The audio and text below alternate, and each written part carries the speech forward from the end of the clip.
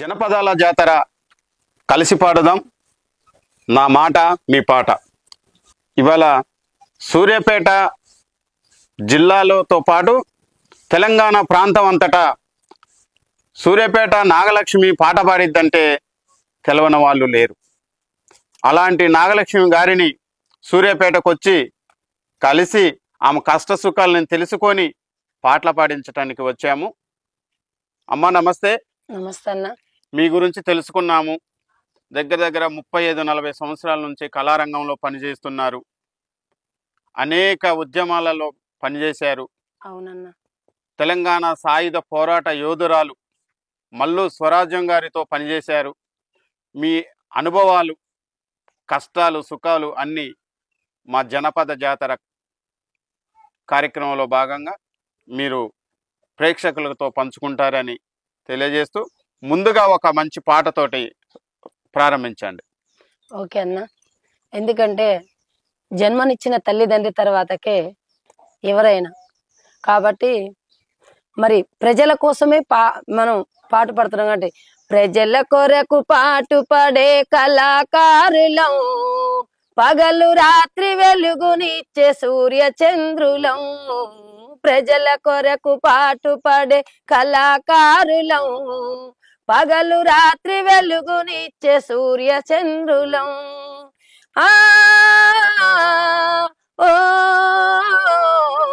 లాలి పాట పాడి అమ్మ పాట నేర్పిన, ఊయలతో ఊరడించి జోల పాడినా, అమ్మ రుణము తీర్చ శక్తి లేకపోయినా నా రచనే మా అమ్మ పాట రుణము తీర్చెనా. ప్రజల కొరకు పాటు పడే కళాకారులం, పగలు రాత్రి వెలుగునిచ్చే సూర్య చంద్రులం. గలగల గజ్జలు కట్టి గంతులేసినం, గలము ఇప్పి కమ్మనైన పాట పాడినం. గజ్జ కట్టి ఆడినా గతికి లేదురా, గలము ఇప్పి పాడిన మరపూటకు లెదురా. ప్రజల కొరకు పాటు పడే కళాకారులం, పగలు రాత్రి వెలుగునిచ్చే సూర్య చంద్రులం. పగలు రాత్రి వెలుగునిచ్చే సూర్య చంద్రులం. చాలా చక్కటి పాట పాడారమ్మా. మీరు పాడేటువంటి పాటలో ఒక అర్థం ఉంది. గజ్జగట్టి ఆడిన గతికి లేదు, ప్రజల కోసం పాట పాడిన పూటక లేదు. ఇవాళ యావత్ కళాకారుల పరిస్థితి అదే. ముఖ్యంగా నాగలక్ష్మి గారి పరిస్థితి కూడా ఇదే. 40 సంవత్సరాల నుంచి కళారంగంలో పనిచేస్తున్నారు. ఉండటానికి ఇల్లు లేదు, తినటానికి తిండి లేదు.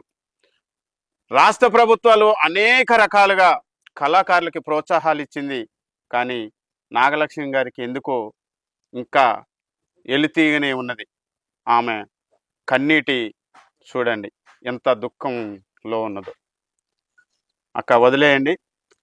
ఇప్పటికైనా మీకు మంచి జరగాలని మా ఛానల్ ద్వారా మీకు మరీ విజ్ఞప్తి చేస్తూ. కిరాయికే ఉంటున్నాం అన్న. ఉన్న ఊళ్ళో కూడా ఇల్లు లేదు, ఇబ్బంది వల్ల ఇల్లు అమ్ముకున్నాం అన్న. నిన్న ఇంటర్వ్యూ వస్తే ఆడిపోయి అమ్ముకున్న ఇంటి దగ్గర నిలబడితే కన్నీరు ఆగలేదన్న. ఇప్పుడు ఏమంటున్నారంటే ఆడ కూడా జాగున్న వాళ్ళకి మాత్రం ఇల్లు ఇస్తారట, జాగలేని వాళ్ళకు తర్వాత సెకండ్ పెడతా అంటున్నారు. ఇక ముఖ్యమంత్రి గారి జాలి కల్పించి లేని వాళ్ళకి గనక ఇస్తే తన పేరు చెప్పుకొని జీవితకాలం మేము ఆ ఇంట్లో ఉంటామన్నా. జనపదాల జాతర నుంచి కూడా ఒక చిన్న రిక్వెస్ట్ అప్లై చేస్తున్నామండి. మన సూర్యాపేట జిల్లా మంత్రివర్యులు ఉన్నారు, కోమటిరెడ్డి వెంకటరెడ్డి గారు, అలాగే ఉత్తమ్ కుమార్ రెడ్డి గారు. నాగలక్ష్మి గారు చెయ్యని ప్రోగ్రాం లేదు, నాగలక్ష్మి గారు పాడని పాట లేదు. కాబట్టి ఆమె కడుపేదరికాన్ని మీరందరూ ఆలోచించి ఉన్న ఊర్లో ఇంటి స్థలం ఇచ్చి ఇందిరమ్మ ఇల్లు కట్టేయాలని మీ అందరికీ మరీ విజ్ఞప్తి చేస్తున్నాం. మరొక పాట పాడండి. ఓకే అన్న. అప్పుడు సిపిఎం పార్టీలో తిరిగేటప్పుడు నాన్న తీసుకెళ్లేది కొంగు నడుముకు చుట్టవే చెల్లమ్మ కొడవళ్ళు చేపట్టవే చెల్లమ్మ కొంగు నడుముకు చుట్టవే చెల్లమ్మ కొడవళ్ళు చేపట్టవే చెల్లమ్మ వంగిలే వాకుంట వరిగయ్యమంటాడు నడుములెత్తాకుంట నాటయ్యమంటాడు ఈ ఊరి దూరగాడే చెల్లమ్మ ఉరుగురిమి చూస్తాడేమే చెల్లమ్మ కొంగు నడుముకు చుట్టవే చెల్లమ్మ కొడవళ్ళు చేపట్టవే చెల్లమ్మ అప్పుడు సిపిఎం పార్టీలో ఉన్నప్పుడు నాటేసుకుంటే ఈ పాట పాడేదన్నా దాంతో పాటు గంగాలో నెతుకా కమ్మ నిండు ప్రాణ వదలాకమ్మ గంగాలో నెతుకా కమ్మ నిండు ప్రాణ వదలాకమ్మ చెల్లెమ్మో కన్నీరేలని కమ్మ చెల్లెమ్మో కన్నీరేలని కమ్మ కారుల్లో నదిరిగేవాడు కోరి నీకు వస్తాడా నీ కారుల్లో నదిరిగేవాడు కోరి నీకు వస్తాడా చెల్లెమ్మో కలలుగానబోకమ్మ చెల్లెమ్మో కలలు కరువైతాయమ్మ చెల్లెమ్మో కలలుగానబోకమ్మ చెల్లెమ్మో కలలు కరువైతాయమ్మ గంగాలో నెతుకాకమ్మ నిండు ప్రాణ వదలాకమ్మ గంగాలో నెతుకాకమ్మ నిండు ప్రాణ వదలాకమ్మ చెల్లెమ్మో కన్నీరేలనికమ్మ చెల్లెమ్మో కన్నీరేలనికమ్మ చెల్లెమ్మ అక్క నీ కన్నీరు పోయే రోజు ముందున్నది ఖచ్చితంగా నువ్వు పాడుకున్న పాటలోనే కన్నీటితో పాడుతున్నావు నీ కన్నీటి పోవాలని మేమందరం ఈ ప్రేక్షకుల ద్వారా మిమ్మల్ని కోరుకుంటూ